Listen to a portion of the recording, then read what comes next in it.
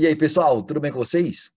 Professor Epifânio Galan, canal Epifanias, o Epifísica, e você está aqui no curso de ótica, aula 1, Introdução à Ótica Geométrica, e essa aula está dividida em 4 videozinhos, denominados aí parte 1, 2, 3 e 4, né? Lembro para vocês que aqui no canal, basicamente, estamos tentando desenvolver a teoria toda com base na solução de problemas, e aí a gente está trabalhando, né, com os problemas desse livro, né, que é os Fundamentos da Física. Estamos lá no volume 2, né, estou usando essa edição aí que vocês estão vendo na tela, volume 2, parte 2.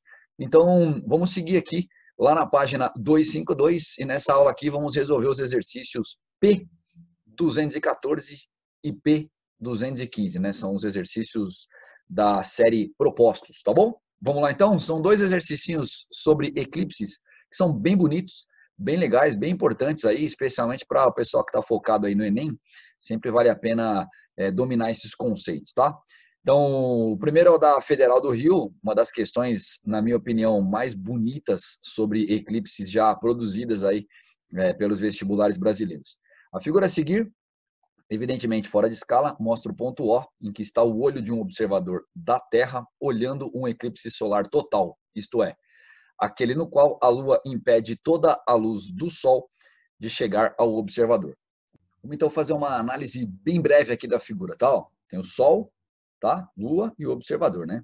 Essas 2 linhas azuis aqui são justamente os 2 raios, digamos que tangenciam o Sol, a Lua e chegam lá, né, no observador, tá? Então, essa região aqui, bem centralzinha aqui, ó, seria onde a gente conseguiria observar o eclipse total do Sol.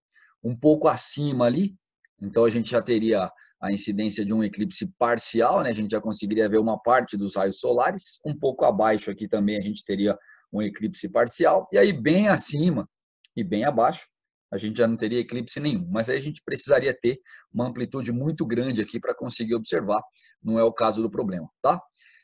Vamos pensar mais um pouco aqui. A Lua, se ela estivesse mais próxima do observador, ó, ela dificultaria ainda mais os raios solares de chegarem lá. Então a gente conseguiria gerar uma região maior de sombra. E se ela tivesse mais afastada do observador, né, mais afastada da Terra, no caso, então ela facilitaria um pouco mais a chegada dos raios solares lá, né? Então, isso vão ser coisas que o exercício vai perguntar para a gente. Eu quis antecipar um pouquinho aqui para a análise ficar mais bonita. Vamos lá? Item A. Para que o eclipse seja anelar, isto é, para que a Lua impeça a visão dos raios emitidos por uma parte central do Sol, mas permita a visão da luz emitida pelo restante do Sol. A Lua deve estar mais próxima ou mais afastada do observador do que na situação da figura. Justifique sua resposta com palavras ou com um desenho. Gente, que questão bonita, né? Justifique sua resposta com palavras ou com um desenho. Quer dizer, você pode fazer uma representação, né? Você pode fazer um desenho indicando o que está acontecendo, que o vestibular, né, que é a Federal do Rio, iria aceitar a sua justificativa. Que fantástico, né? Que coisa linda aí que foi proposto. Vou mostrar para vocês já na tela seguinte. Sabendo que o raio do Sol é 0,710 a sexta quilômetros, o da Lua 1,7510 a terceira quilômetros, e que a distância entre o centro do Sol e o observador na Terra é 150 vezes 10 a sexta quilômetros, calcule a distância D entre o observador e o centro da Lua, para a qual ocorre o eclipse total indicado na figura. Vamos lá para a solução, então. Dá uma olhada.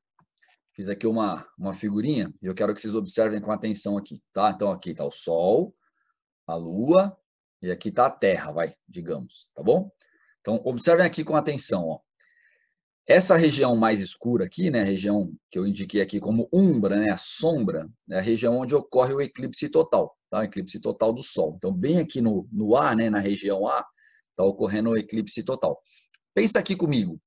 Se a Lua se aproximar do Sol, ou seja, se afastar da Terra, essa região aqui aumenta de tamanho, né, fica mais extensa ou diminui? O que vocês acham? Pensa aí. E ao mesmo tempo, se a Lua vier para mais próxima da Terra, essa região aqui aumenta, né, fica mais extensa ou fica menos extensa? E aí, o que vocês acham? Consegue dar uma resposta? Então, respondo para vocês. Quanto mais próximo a Lua estiver da Terra, mais extensa fica essa região, certo? Então, a gente tem uma região maior de eclipse total. Qual que era a pergunta que ele fazia no item A? Para que ocorra o eclipse anelar, o que é o eclipse anelar? A Lua, ela tapa o centro do Sol, mas ela deixa uma região em volta, né? Ela deixa um anel do Sol aparecendo, tá? Então, fica o eclipse anelar. O centro do Sol fica tapado, mas fica um anel aparecendo em volta. A Lua deve estar mais próxima ou mais afastada da Terra em relação à figura anterior. Na figura anterior, a gente tinha só um pontinho aqui. A figura estava invertida, né, gente? Esse ponto estava aqui para o lado esquerdo e o Sol estava para o lado direito, mas isso geometricamente não muda absolutamente nada, né? Ou seja, a gente tinha só um pontinho. Se a Lua se afastasse, então, um pouquinho mais, esse pontinho aqui deixaria de ser um pontinho, né? Ele deixaria de existir, e aí a gente poderia ter o eclipse anelar. Para quem não entendeu ainda o que eu falei perfeitamente, isso aqui, primeiro, eclipse total.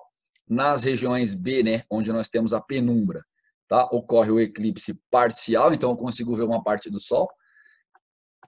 E aqui, ó, a Lua, então, se afastando da Terra, aquela região toda escurecida, né, toda cinza escura aqui, ela deixa de existir, tá? Ela chega aqui nesse ponto, né, ó, seria o vértice do cone, né, o vértice do cone de sombra, e esse vértice não está encostando na Terra.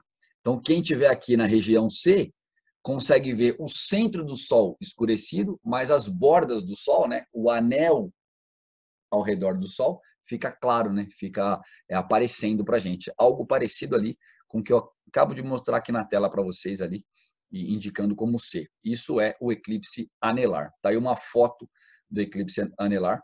Então, a conclusão é que a Lua deve estar mais afastada da Terra. Maravilha? Bonito, né? A questão parece bobinha, né? Quando a gente lê, né? A questãozinha só teórica e tal, mas questão fantástica. O pessoal aí que está na pegada do Enem, aí está interessado nesses vestibulares menos tradicionais, né? Vale bem a pena se dedicar a entender legal essa questão aí e, digamos, se livrar de vez, né? Desses conceitos de eclipse, né? Entender de fato o eclipse solar, como funciona. Beleza? O item B perguntava para a gente uma questãozinha um pouco mais matemática, né? Então, ele dá para a gente aqui a distância do observador até o centro do Sol. Era aquele Dzão, lembra que tem os dados? Ó? Então, ele chama de 150 vezes 10 a sexta quilômetros. Ele dá para a gente o raio do Sol, certo? 0,710 a sexta quilômetros. Ele dá para a gente o raio da Lua, 1,75, 10 a terceira quilômetros, e ele está pedindo a distância da Terra, né, do observador, até o centro da Lua, tá? Que é o Dzinho. Daí eu gostaria que vocês observassem e concluíssem que vamos fazer uma semelhança entre dois triângulos. Esse triângulo pequenininho aqui, ó, um lado vale D e o outro lado vale Rzinho, tá? E esse triângulo maior aqui, ó, um lado vale Dzão e o outro lado vale Rzão. Beleza? Então, esse triangulão aqui, ó, Dzão, Rzão, e esse pequenininho aqui, ó, Dzinho, Rzinho, tá?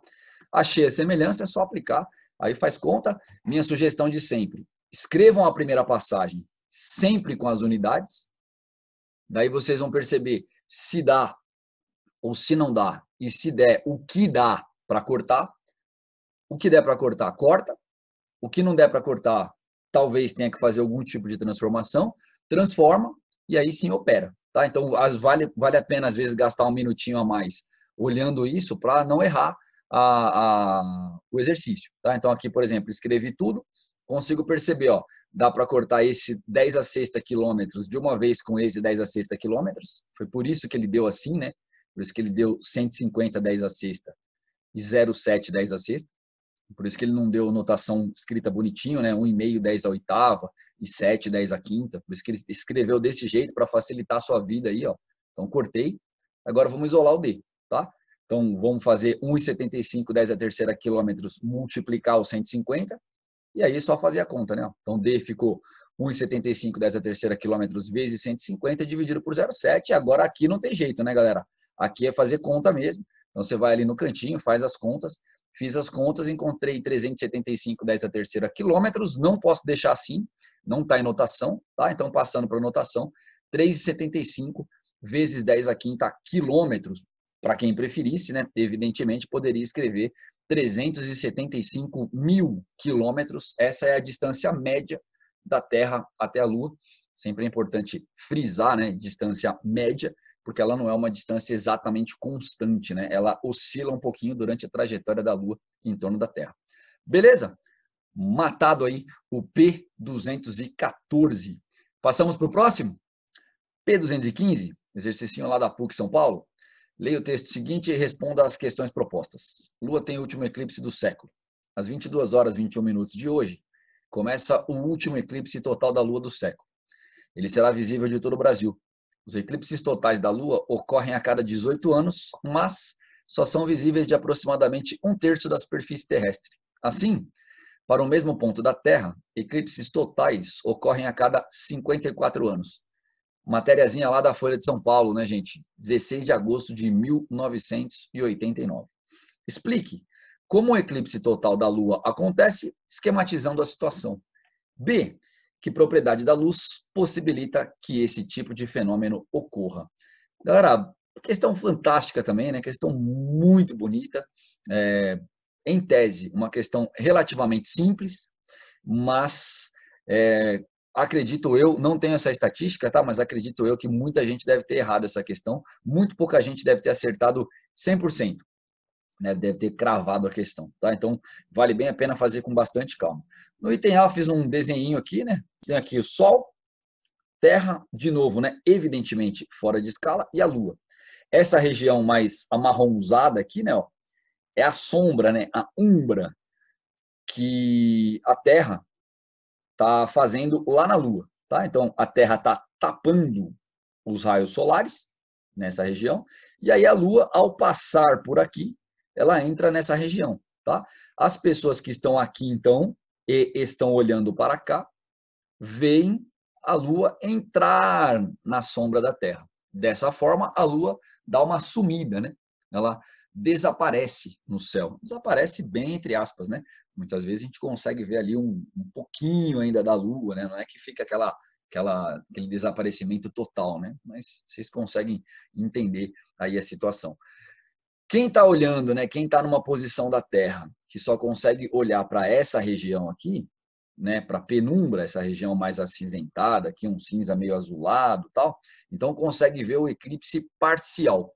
Consegue ver uma parte da Lua sumir, né? Uma parte da Lua fica na sombra e a outra parte da Lua fica iluminada. E quem está aqui vê o eclipse total, tá? Esse é o esquemazinho aí do eclipse total da Lua. Beleza? Tranquilinho? E para o item B, a pergunta é: que propriedade da luz possibilita esse fenômeno? A propriedade da luz que possibilita esse fenômeno é a propagação retilínea dos raios de luz, né? Caso a luz fizesse curva, então, como o Sol, a Terra e a Lua estão relativamente distantes, o raio solar poderia vir aqui, passar próximo da Terra, encurvar-se, e aí não geraria uma sombra aqui, consequentemente não teríamos o eclipse, tá? Alguém pode pensar, Epifa, mas o raio solar, quando ele passa próximo da Terra, ele não sofre uma curva quando ele passa aqui e sente a gravidade terrestre? É praticamente desprezível, né? A gravidade terrestre para o valor da velocidade da luz, né?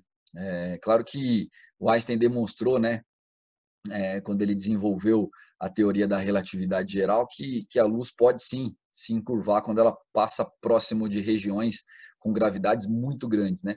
Mas aí não é o caso da Terra, né? Então, praticamente desprezível, mesmo que a luz sofra algum tipo de desvio ali, esse desvio é completamente irrelevante para o fenômeno da sombra. Então, a propagação da luz continua sendo retilínea ali. Maravilha, gente? Tranquilão? Deu para sacar aí os eclipses e aí se sentir um pouco mais seguro aí para fazer as questões de grandes vestibulares? É pouco, né? São só 2 questões, mas creio aí que sirva de base para vocês. E dessa forma, então, eu encerro aqui essa parte 3 da nossa aula 1, né? Que é a nossa aula sobre introdução à ótica geométrica. Espero que vocês tenham gostado. Quem curtiu, deixa o joinha aí para ajudar o canal. Se inscreve também e aciona o sininho aí para receber as notificações de vídeos novos. Compartilhe o vídeo e o canal com os amigos aí para dar aquela força também. Bons estudos, beijo para todo mundo, vejo vocês nos próximos, até a próxima.